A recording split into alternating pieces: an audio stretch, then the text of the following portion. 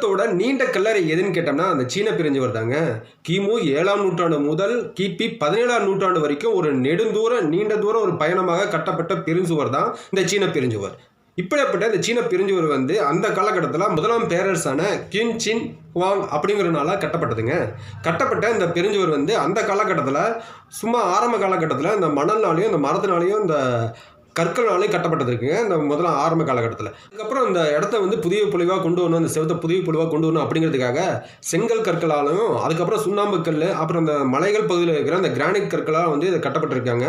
அது மட்டும் இல்லாமல் ஸ்டிக்கின்னு சொல்லப்படுற இந்த அரிசியோட அந்த பசையை வச்சும் அதுக்கப்புறம் இந்த இதுக்கு கலவையாக வந்து இந்த களிமண்ணை இந்த மண்ணெல்லாம் வச்சு இது பூசி இந்த மிகப்பெரிய ஒரு சுண்ணாம்பு கற்களை வந்து பசையாக உருவாக்கி இந்த சீன பெருஞ்சுவரை உருவாக்கி இருக்கிறாங்க. அந்த காலகட்டத்தில் அந்த ஹுவாங் அவர்கள் 21,196 கிலோமீட்டர் நீளம் கொண்ட இந்த பெருஞ்சுவர் வந்து அந்த காலகட்டத்தில் 3 லட்சத்திலிருந்து 5 லட்சம் பேர் வந்து இந்த பணியாட்களாக வந்து இந்த செவத்தை வந்து கட்டி முடிச்சாங்க. அதில் பெரும்பாலும் வந்து இந்த இராணுவத்தை சேர்ந்தவங்க இந்த சிறை கைதிகளை வச்சு தான் இந்த வேலையை வந்து இந்த செவத்தை வந்து கட்டி முடிச்சுக்கிறாங்க. அந்த காலகட்டத்தில் எதுக்காக இதை கட்டப்பட்டிருக்காங்க அப்படின்னா, அதாவது எதிரிகளை வந்து உள்ளே கொண்டு வராமல் இருக்குது பாதுகாப்பு ஒரு வளையமாகவும் யூஸ் பண்ணிக்கிறாங்க.